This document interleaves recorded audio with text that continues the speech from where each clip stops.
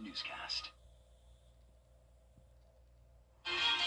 One more round of very cold temperatures for us tonight through Saturday morning. We'll be falling down into the low 20s and even some upper teens possible. Then we'll see a warm up starting on Sunday, and then I'll be tracking rain early next week. I'll have all the details on your forecast coming up. Right now on News Channel 6 at 7, the Burke County Bears are just one win away from the state championship game. We take you a special send-off event as they head to the state semifinals tonight. Plus, Augusta's annual Christmas parade, what you need to know before tomorrow's big event. And our Giving Your Best toy drive is underway. How you can help give a kid a Merry Christmas. Your news at 7 starts now. Live from Television Park, this is WJBF News Channel 6 at 7. Good evening, everyone. You're watching News Channel 6 at 7. I'm Graham Lee. Thank you so much for joining us. Coverage you can count on begins in Wilkes County as officers arrest a man wanted for questioning in connection with a triple homicide. 56-year-old Shannon Box arrested this morning in Wilkes County. Box is charged with 3 counts of murder and aggravated assault. He's being held in the Wilkes County Jail. Yesterday, 3 people were found dead in a home on Mallory'sville Road in Tignall. Those victims have been identified as 55-year-old Chauncey Box, 67-year-old Brenda Lipscomb, and 55-year-old Michael Schmidt. Another person was taken to the hospital for her injuries. Her condition is unknown. In Augusta, the search for a murder suspect is over. 27-year-old Harold Leverett Jr. is in jail. He's charged in the shooting death of 73-year-old James West. West was shot and killed Tuesday on Piggott Avenue near Gordon Street. It is time now for our first check of the weather. For that, we turn to our chief meteorologist, Jenna Petracci. Jenna. Well, Graham, it was a frigid Friday for us. Let's take a look out the door now on our Terry Lambert Hyundai Skyview cam. I just saw the tree lighting there in Aiken. I give a lot of the people credit out here for bracing the cold. It was at 32 degrees at the time of the tree lighting just 30 minutes ago. So it is a very cold setup for our weekend. Notice this morning we started out at 26 degrees. Then we climbed to a high of 47. So our average for this time of the year is 63. We were well below that. Right now we're sitting at 33 degrees in Augusta with clear skies and calm winds. So the good news at least is unlike yesterday, we don't have to worry about the wind chill being an issue. It's just going to be plain cold. So the wind is not going to make it feel any colder. And right now our temperatures are in the low to mid 30s. We're already seeing places as low as around 31 to 32 degrees. But here's a look at those winds. So as I mentioned, they're pretty calm tonight, so that's at least good news. And when you're headed out the door tomorrow morning, well, hopefully you'll just sleep through it. But if you do have to wake up and head outside early Saturday morning, we'll be at 22 degrees in Augusta at 6 a.m. Lots of sunshine to enjoy, though, for your weekend, 51 by 3 o'clock. And as we look ahead here, you can see we start to warm up on Sunday. We'll be back into the 60s, low of 32 degrees, so just at the freezing mark. And then on Monday, we'll be cloudy, pretty wet, and we'll still have those temperatures in the mid-60s. So your weather headlines showing temperatures near 20 degrees tonight, warmer by Sunday, and then we'll be tracking the rain next week. Stay with us for a look at your full forecast coming up, and back to you, Graham. All right, Jenna, thanks. Well, they call this the most wonderful time of the year. Part of the reason why is because it's the time of the year for giving. And right here at News Channel 6, we have some ways you can. Bria Smith tells us how. Over the 30 years of this toy drive, we've had the chance to partner with several local companies and organizations. This year we're working with Project Life, and it's the Project Life toy drive, along with our partners from Science Co., Security Federal, and Piedmont Augusta. While it's a new year, the goal remains the same. We're encouraging people to bring unwrapped toys, new toys here to WJBF, and we are going to be accepting them up until December 12th. And after that, we've wrapped them in a huge wrapping facility down on Gordon Highway, and then those toys to get distributed by our Project Life partners. But this year, the toy drive means a little more. And this year is extra special because families have been turned inside out with losing their homes. Some have lost homes, and some have lost family members, due to this hurricane. It's just been devastating. And this is a way to bring a little joy into their lives. The list of items being collected is wide-ranging. We need toys for kids ages from 5 and under all the way up to mid-teens. And the group of people that are especially in need are mid-teen girls, and mid-teen guys, but mainly the girls, because those are really hard to shop for. And all you have to do is drop off your gifts right here at Television Park during our business hours. We're open between 9 a.m. and 5 p.m. or any of our local partner or drop-off locations. That list can be found on our website, WJBF.com. Well, happening tomorrow, the Augusta Christmas Parade and Light Up Spectacular will take place. The parade starts at 2 p.m., followed by family festivities at the Augusta Common. After the tree lighting will be a huge fireworks show, and while it's a fun event, money from the parade goes to the Ronald McDonald House of Augusta. It's a home where families can stay while their child is being treated at the Children's Hospital of Georgia. And to be able to provide everything they need with volunteer groups that come in and provide meals every single day for our families so that they don't have to worry about anything but being with their child and being together as a family, that means the world, and it really helps children get better and get better faster. This year, the parade will begin at 12th and Green Streets. It'll then turn right on 7th Street and end at the Woodrow Wilson House. You can watch it live on BTV starting at 2 p.m. It'll re-air Sunday on News Channel 6 at 1 p.m. And moving over to Columbia County, the Merchants Association Christmas Parade starts at 3 p.m. at the Evans Town Center. This is the 60th year the parade is being held, and Jenny and Brad will be hosting the live broadcast of the parade, so be sure to join us, and you can watch it live on BTV online on WJBF.com, and it'll also re-air December 22nd at 1 p.m. Well, Jenna talked about it earlier. We have some cold temperatures in our area, but that did not stop fans of the Burke County High School football team from sending them off in style to the state semifinals this morning. I had to go out to Waynesboro this morning to talk to fans and the team about what this means for the community. Excitement filling the air early Friday morning at Burke County High School. The Bears are back in the state semifinals for the first time since they won the state title almost 15 years ago. It feels amazing because it hasn't been done here so long that I just get to spread it with not only myself and my seniors, but with also the underclassmen, with my upperclassmen who weren't able to give it to me. I feel good. I feel confident. We just got to go out there and play our game, get a W.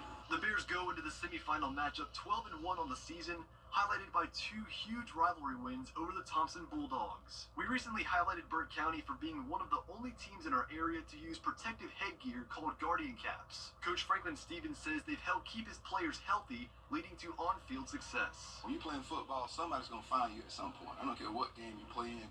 Someone's going to take that shot on you, or you're going to get someone that shot, whether it's in practice or a game. And I think that, as you said, that I believe the Guardians truly help with our health overall from a brain perspective. After the players hopped on the bus and the band finished their warm-up, it was time for the moment fans around the town have been waiting for. My kids are in the school system. My daughter plays volleyball, and we just love some Bears, and they've been putting hard work in all year long, and it is paying off for them, and we're so thankful. I can honestly say I know every single player on this team, and I've watched them grow up since the Pee Wee League. They dreamed for this game, and here we are. Go Bears! Go Bears, baby! Go Bears! Come on, Burke County! Come on, Burke County! In Waynesboro, Graham Lee, WJBF, News Channel 6. And that game actually kicks off tonight, the next 20 minutes from Rockmart High School. Two of our area South Carolina high school football teams are also playing tonight in the state semifinals. The North Augusta Yellow Jackets, who are 12-1, are on a 7-game winning streak and will host South Florence tonight. They are looking to head to the state championship for the first time since 1989. Tonight's game kicks off at 7:30 at North Augusta High School, and we'll have a crew at the game, and we'll have the highlights at 11. Also playing tonight for a trip to the state championship on the line is the Barnwell Warhorses. They're coming off of a huge 28-27 win over Cheraw and will host Manning tonight at 7:30 p.m. The winner moves on to the 2A state championship. We'll have more from Coach Brian Smith coming up in the next hour.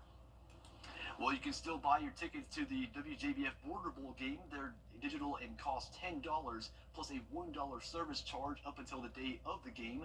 On game day, they'll be $15.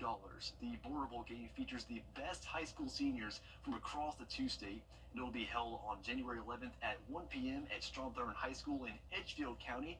and parking will be $5 cash. You can also buy tickets at our website, WJBF.com. Well, coming up next, President-elect Trump is back his nomination for his defense secretary amid his...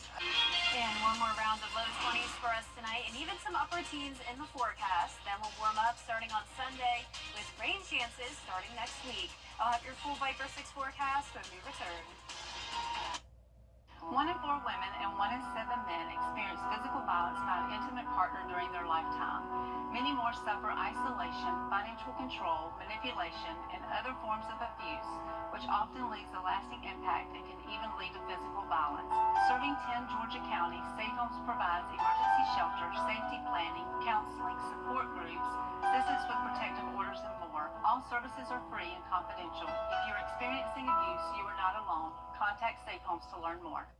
Try Bojangles Bow Bites with our new for the Columbia County Christmas Parade this Sunday at 3. The perfect way to kick off the holidays. If you can't make it out, we'll be broadcasting the entire parade live on ATV and WJBF.com. Don't miss the fun this Sunday. Now, your most accurate forecast with WJBF Live Viper 6.